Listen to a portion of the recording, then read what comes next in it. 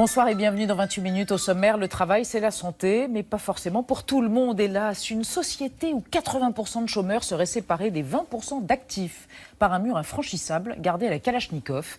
C'est ce que raconte Trépalium, la glaçante et formidable nouvelle série d'Arte lancée ce soir sur l'antenne. Comment repenser le travail pour qu'on n'en arrive jamais là? Faut-il instaurer un revenu universel? Nous en débattrons à l'occasion du lancement de la série Trépalium ce soir sur Arte, une fiction d'anticipation. Ouf, 80% de chômeurs, 20% d'actifs, dans un monde où l'État a cédé devant les multinationales.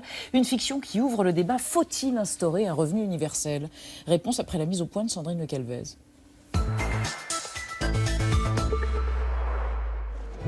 Votre chance avec la grande loterie. Le gouvernement offrira aux gagnants un rêve devenu réalité.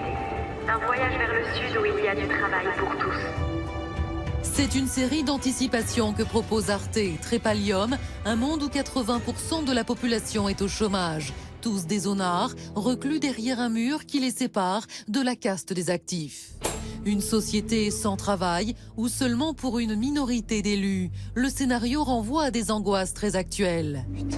Chômage de masse, robotisation, ubérisation, un contexte qui amène à échafauder des solutions bien réelles pour réduire la pauvreté. C'est le cas du revenu universel, une rente à vie, la même somme pour tous, que l'on travaille ou pas.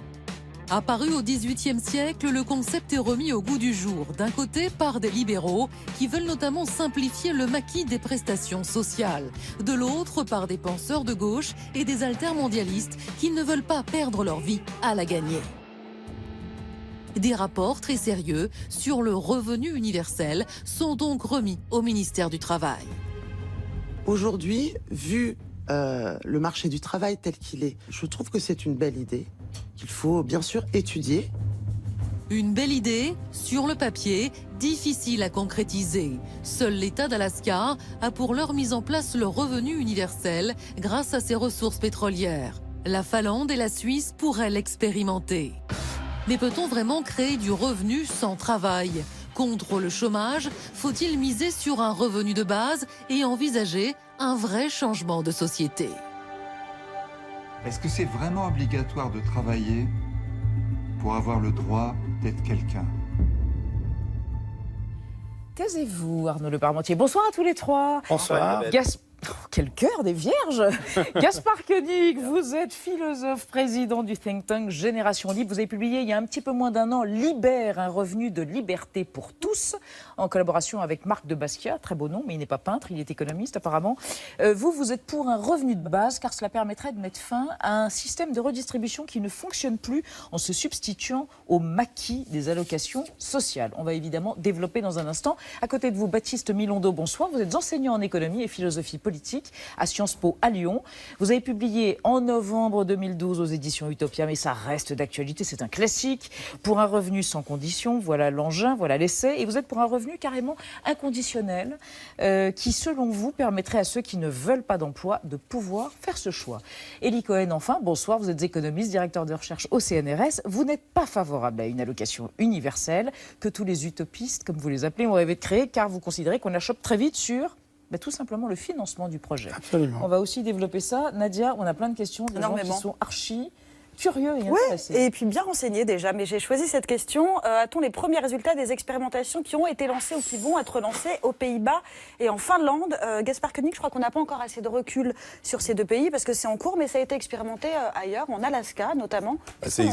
Non, mais il y a eu plein d'expérimentations depuis 40 ans. En fait, c'est une vieille idée. Il y a eu des expérimentations aux États-Unis où ça a failli être mis en place au niveau fédéral dans les années 70. En effet, le Canada le fait via la rente pétrolière.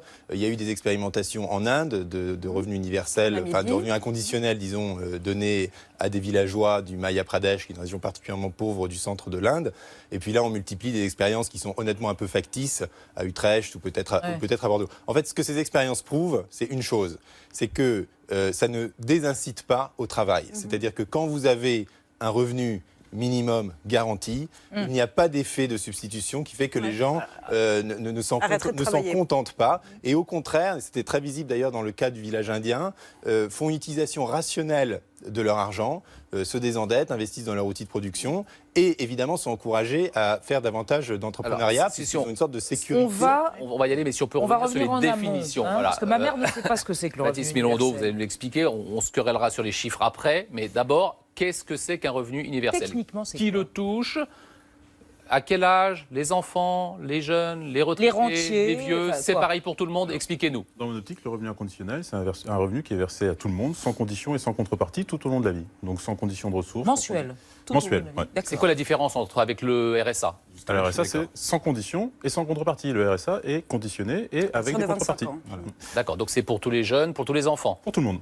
Alors, tout au long de la vie. Alors, on va peut-être quand même partir sur le chiffre, parce que 750 €, c'est le montant prôné par le Conseil national du numérique d'un revenu universel. Alors, ça paraît peu, 750 €, c'est plus que le RSA, moins que le minimum vieillesse, mais visiblement, ça coûterait 400 milliards d'euros au minimum. Alors, Eli Cohen, ce système est ruineux? Ah bah attendez, si c'est 800 €, j'ai fait le calcul, ça coûte 624 milliards d'euros. Ah, pardon, j'ai Ah, fait on des avait mauvais moins, non, calculs. nous, j'ai fait on le avait calcul. 380. Si vous faites un abattement de 20% à cause des impôts que vous C'est quoi ce touchez... machin rose, Eli Cohen? Comment? C'est votre calculatrice? Non, c'est un c'est petit calcul-là. C'est un pense-bête. Donc, non, tout ça pour vous dire que ça fait donc plus de 30% du PIB. 30% du PIB, c'est le total de la protection sociale. C'est-à-dire Ça veut dire la qu'il faut somme... choisir, quoi. Voilà. Donc, alors, Pourquoi choisir on pourrait concevoir, et donc c'est une excellente question, on pourrait concevoir de mettre à bas le système de protection sociale qui est basé sur tout un système de cotisation, de prestations, de conditionnalité, d'assurance obligatoire, etc., pour le remplacer par une espèce de dotation individuelle, alors effectivement qui peut être de 700 € par individu et par mois, à charge pour cet individu de s'assurer de couvrir tous les risques existentiels. Parce que bien entendu, Par il n'est exemple. pas question, il prendra sa propre assurance Par exemple, cet maladie, individu a un il prendra... cancer voilà, très justement. jeune. Il faut qu'il va se soigner avec ce revenu Avec, et rien d'autre s'il n'a rien d'autre que ce avec revenu toutes les garanties universel. qu'il prend lui-même individuellement, en s'assurant individuellement. C'est l'idée qu'il faut désocialiser la protection sociale et d'entrer dans un régime de liberté. Vous et de embrassez cette responsabilité. idée? Le problème, non, dans ce cas de figure, Oui. parce que Soit clair, dans mais ce cas de figure, peu de gens le proposent aujourd'hui. Oui. Même Gaspard le propose non, mais pas. d'accord, mais puisqu'on a donné cet exemple, je trouvais intéressant de partir de cet exemple D'accord, parce qu'il alors, représente là, la totalité de l'enveloppe de la protection Poursuivons sociale. sur les précisions. Ce revenu, qu'on comprenne bien, il est aussi donné quand on travaille. Hein. C'est Oui. chaque En citoyen supplément un du emploi. salaire. a ce revenu. Donc quand on a... D'accord, les enfants aussi. La Oui, moitié bien du sûr. système. Bien sûr. Comment? Oui. Ouais, Tout le ils monde. perçoivent moins dans la plupart des propositions. les enfants perçoivent Gaspard moins Koenig, que- vous avez préconisé le Liber, donc c'est son nom, 450 € par adulte et 225 € à la naissance de chaque enfant, tous les mois, toute sa vie. C'est-à-dire qu'en fait, le but du jeu pour nous... Oui, quel est le d'abord- but du jeu? D'abord, le but fondamental, c'est d'éradiquer la grande pauvreté. Oui. Et de dire chacun a droit à la somme minimale qui lui permet de subvenir à ses besoins de base, d'alimentation, d'énergie. Les par 450 exemple. € par Attendez, mois, ça attendez, suffit ou attendez, pas attendez. On reviendra sur le chiffre après. Et ça, c'est une somme de liberté qui permet ensuite à chacun de mieux faire ses propres choix. En l'occurrence, ce n'est pas du tout une somme qui se substitue aux assurances sociales. Donc on garde un système d'assurance sociale par ailleurs et ne se substitue pas à l'ensemble des allocations. Mais parce que quelle est la logique des allocations? Aujourd'hui, on donne des allocations sociales. On ne laisse pas les gens crever de faim dans la rue. Donc il y a tout un système qui a été organisé. Ce n'est pas comme si on partait de rien. Or, ce système est dysfonctionnel. Parce que comme souvent dans un système très paternaliste, très bureaucratique, eh bien, ce sont les insiders qui en profitent et les familles nombreuses. Qu'est-ce que vous appelez insider? Les familles nombreuses aisées avec enfants qui peuvent toucher jusqu'à 2 000 - 3 000 € par mois D'allocation net familiale. d'allocation. D'accord. Alors que vous Ça a avez été des gens, réduit, hein. alors que Oui, vous ça- avez ça des a Ça a gens, été beaucoup réduit. alors que vous avez des gens qui sont exclus de ce Ouais. système. Vous avez des gens qui sont dans la rue et qui eux touchent zéro. Pourquoi? Parce que le RSA est aujourd'hui une investigation sur la personne. D'accord, on a bien vous demande qui vous êtes, Ok, donc ce que vous faites, ça, on a avec compris. qui vous Chaque vivez, premier si du vous mois, cherchez je un emploi. reçois 450 €, quoi que je fasse, quoi que j'arrive. Donc ça coûte cher. Est-ce que c'est suffisant quand même? Parce que Baptiste c'est- Milondo. De mon point de vue, évidemment, non. 450 €, ça n'est pas suffisant. 450 €, alors si Je vais revenir sur le chiffre après. Si on parle d'extrême pauvreté, à la limite, mais moi, de mon point de vue, il faut être à l'abri de la pauvreté, de l'exclusion et de l'exploitation. Et pour moi, 450 €, ça ne suffit pas. Donc moi, je propose... Exploitation, c'est l'autre manière dont vous dénommez le travail? Alors, une bonne partie, à mon sens, du salariat repose sur l'exploitation. Ouais. Alors, en fait, ce qui est intéressant de voir tous les deux défendre ce système, c'est que selon qu'on fixe ce revenu minimum à 400 €, c'est très libéral avec un socle digne des républicains américains, excusez-moi si je caricature. C'est complètement caricatural, en effet. Et vous, si vous voulez ce même revenu à 1 200 € par mois, Là, vous traitez de soviétique, hein.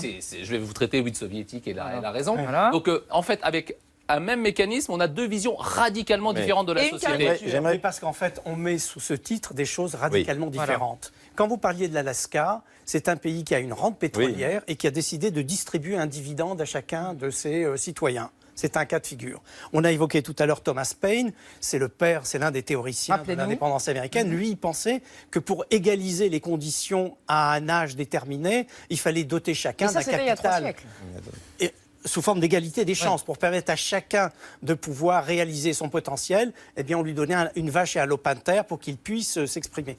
Autre chose est l'idée qui a été développée tout à l'heure, qui relève de ce qu'on appelle l'Earned Income Tax Credit, qui est un impôt négatif, qui consiste à dire, eh bien, chacun va avoir une allocation et en même temps, chacun va devoir payer un certain nombre d'impôts et on va lui verser le solde. Vous voyez, ça renvoie chaque fois à des réalités totalement différentes. La vraie vérité et la vraie question est la suivante. Est-ce qu'on estime que dans une société développée qui va voir ses statuts sociaux remis en cause par le numérique, etc., Oui, l'ubérisation, etc. on a les moyens d'allouer à chacun un revenu universel, et après on va discuter du montant, du niveau, etc., sans remettre en cause fondamentalement le modèle de protection sociale, parce que le modèle de protection sociale qu'on a une vocation formidable, c'est qu'il oblige les gens à s'assurer dans un certain Sinon, ils ne le nombre font pas naturellement, si on n'est pas contraint, on ne s'assure pas aujourd'hui? Si on n'est pas contraint, l'expérience montre qu'on ne s'assure pas dans des tas de domaines. Alors Baptiste Milondo, comment pouvez-vous nous décrire comment ce système fait que les gens travaillent quand même? Si on met un niveau de revenu élevé, comment vous Est-ce que assurez c'est que les pas gens du travaillent? Alors c'est même plus que ça. Pour moi, il faut verser ce revenu précisément parce que tout le monde travaille. En gros, moi je me dis, aujourd'hui, il y a des tas de gens qui travaillent, qui sont bénévoles quotidiennement dans la société, qui ont un travail social, dans le sens où ils entretiennent quotidiennement des relations, ils entretiennent le lien social, sans parler même de bénévolat dans des associations caritatives, etc. Et tous ces gens-là sont complètement ignorés au moment du partage des richesses. Au moment du partage des richesses, on dit chacun doit avoir une part. Enfin, tous ceux qui ont contribué à l'enrichissement social ont droit à une part. Et il y en a, on dit non, vous n'avez droit à rien. Un aidant pour un malade victime d'Alzheimer, une mère de famille, un père de famille qui élève ses enfants, ça aussi, ça participe. Anthony Atkinson, qui est un économiste anglais, a proposé ce qu'il appelle un revenu de participation. Il dit, c'est pas un revenu inconditionnel, c'est un revenu de participation. Pour pouvoir percevoir ce revenu de participation, il faut être soit dans l'emploi, soit à la recherche d'un emploi, soit en formation, soit s'occuper de ses enfants, soit s'occuper de ses parents, soit être bénévole dans une association. Ouais, c'est la bureaucratisation. La question que je pose, c'est qui ne rentre dans aucune de ces catégories. Et si Alors, tout le monde rentre, donnons un revenu à tout le monde. Juste retour sur des boîtes à outils, des idées loufoques ou non. Par exemple, Frédéric Lefebvre, député des Républicains, dont le roman préféré reste Zadig et Voltaire, il a accouché d'une trouvaille digne du collège de pataphysique. L'intermittence pour tous. Thibaut Nolk le dégraisse. Oh, dans Bang Bang.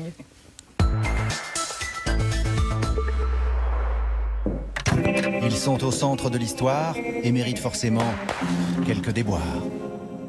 Tandis que la France réfléchit au revenu universel, l'un de ses partisans veut généraliser le travail intermittent. Alors, faut-il débaucher Frédéric Lefebvre? Frédéric Lefebvre avait promis d'arrêter la politique à 50 ans. 2 ans après l'échéance, il est candidat à la primaire Les Républicains. Avec 1% d'intention de vote, il rêve profondément de l'Élysée. Mais il a un programme, transformer les Français en intermittents et le pays en boîte de prod. Alors, du 6 au 23, j'ai poissonnier ou ministre de la Justice. Mais attention, c'est en horaire décalé. Prof, astronaute ou écarisseur, prier, saint précaire. Fred est formel, le salariat est passé de mode. La mode, le Zadig et Voltaire de l'emploi veut la créer, avec un contrat de travail coupé à ras du bonbon. Un statut qu'il veut protecteur, mais extrêmement souple. Comme un gilet pare-balles guimauve, en fait. Cette fulgurance de Fredo sur le front des idées a une raison. Comme son ex-idole Sarko, il a changé. Après un job d'aboyeur, de sous-ministre, 29e sur 33 au garrot protocolaire, Fred est devenu député des Français d'Amérique du Nord. Yo, G. Et surtout, il a tutoyé la mort. Fais pas cette tête, je sais, je t'avais promis, mais je peux pas lundi. Demande plutôt à...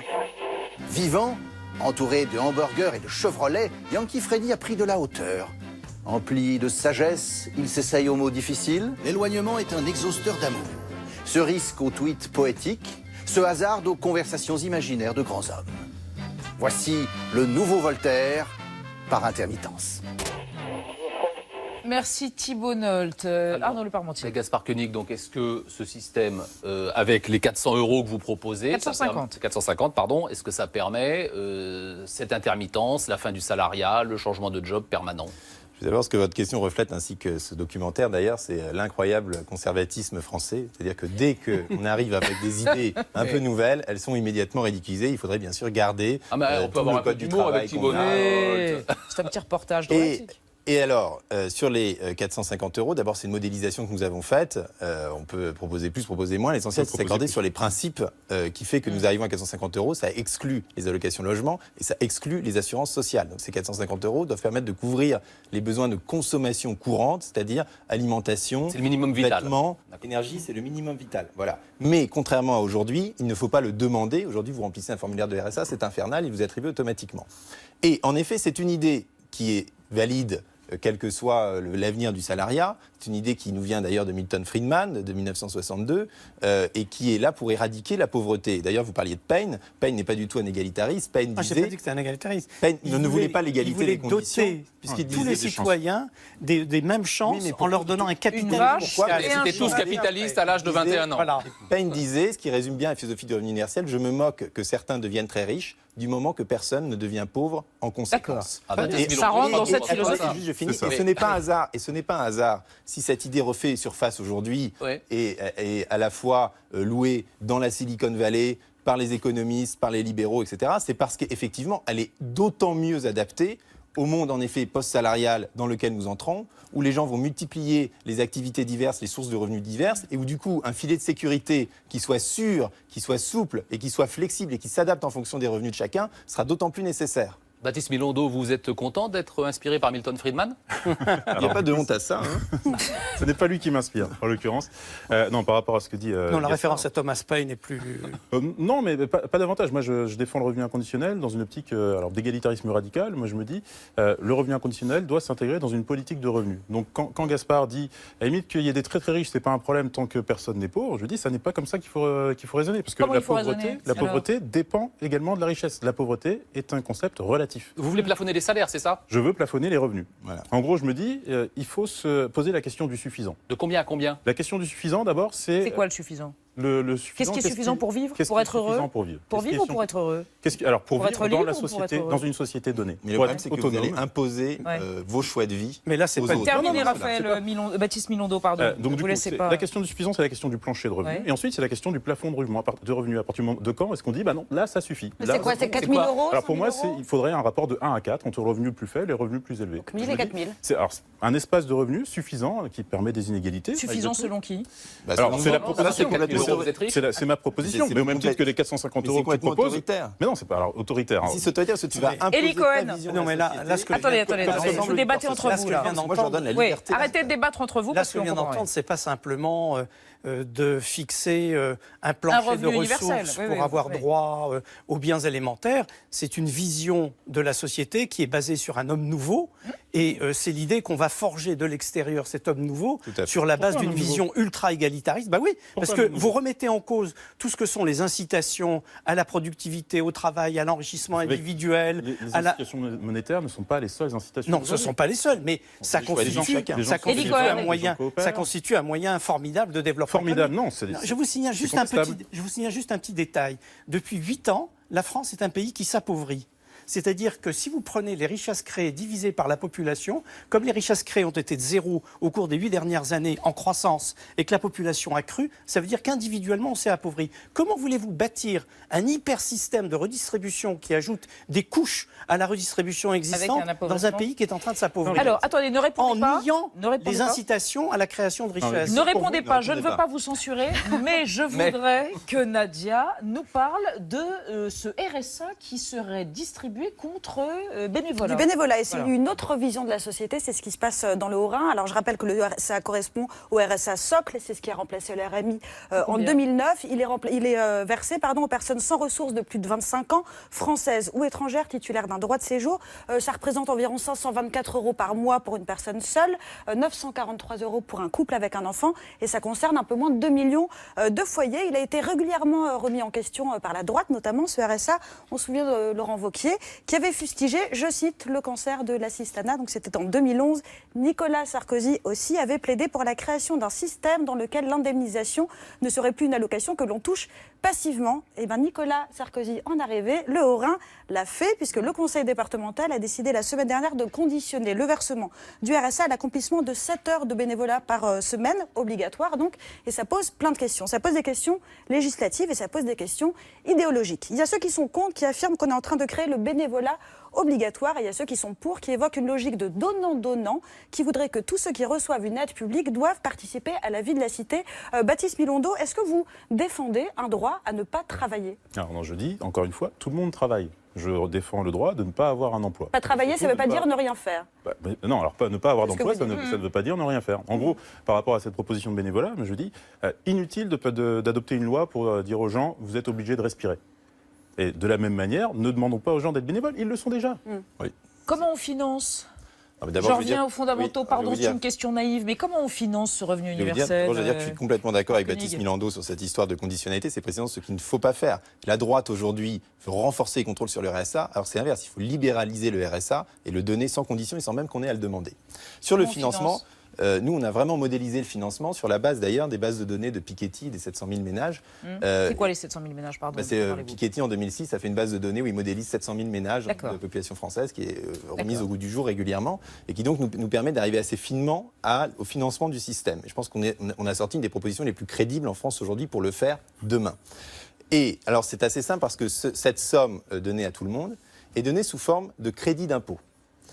Pour compenser cette somme, il faut un impôt au premier euro qui se substitue, lui, à l'ensemble des impôts sur le revenu, du capital comme du travail. Vous comprenez jusque-là? Et vous faites la différence. Tout simplifié, on a un bel impôt. Tout est simplifié en tout cas. Et vous faites, cet impôt est calculé pour que le système soit à l'équilibre. Donc un impôt fixe. Un impôt fixe. Oui. De combien?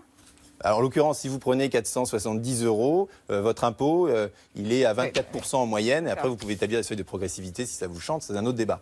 Et c'est pas ta position. Rapidement, Gaspard Koenig, parce que je vois la réaction d'Ali Cohen. Et donc, à la fin de chaque mois, vous dites à combien j'ai mon crédit d'impôt de 500, disons. C'est une usine à gaz? Mais c'est bien moins une usine à gaz que l'espèce d'énorme mastodonte socio-fiscal qu'on a aujourd'hui. Et par ailleurs, je dois tant d'impôts. Donc je fais la différence entre les deux. Si la différence est négative, c'est pour ça qu'on appelle parfois cela impôt négatif, je touche du cash et j'en fais ce que je veux. Si elle est positive, je contribue au système. Donc au final, avec ce système, vous avez des gens qui reçoivent et des gens qui contribuent. Seulement c'est fait de manière transparente, de manière prévisible pour tout à chacun et de manière à éviter la perversité des effets de seuil qui sont liés aujourd'hui à notre système d'allocation. Cohen, vous êtes convaincu? Non, pas du tout, parce que je connais un petit peu les chiffres. Le produit total de l'impôt sur le revenu en France, ça varie entre 65 et 72 milliards d'euros selon les années.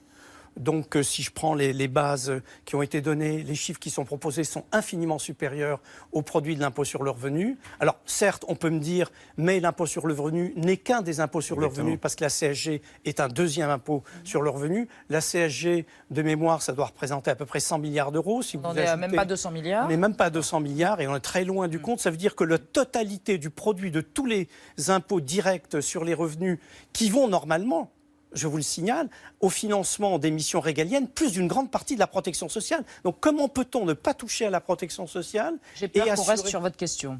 Voilà. Pourtant, je pourrais lui donner. Ah bah non, mais juste partager davantage, quoi. Voilà. Et ben voilà. C'est le mot de la fin. C'est le mot de la fin. Non, mais alors très bien. Alors donc, comme on est déjà à 57% du PIB de dépenses publiques, vous êtes d'avis qu'on aille à 60, 65, 60? La réponse dans un autre débat. On n'a plus le temps. Notre système nous permet de faire des économies majeures. On n'a plus le temps, mais à chaque fois, il tire un peu plus. Je le connais. Merci à tous les trois. Mais je vais lire votre livre parce que je vais vous le faire tout de suite. L'émission continue pendant qu'on va faire, je vais faire tête de gondole avec Xavier Mauduit et Jean-Mathieu Pernin.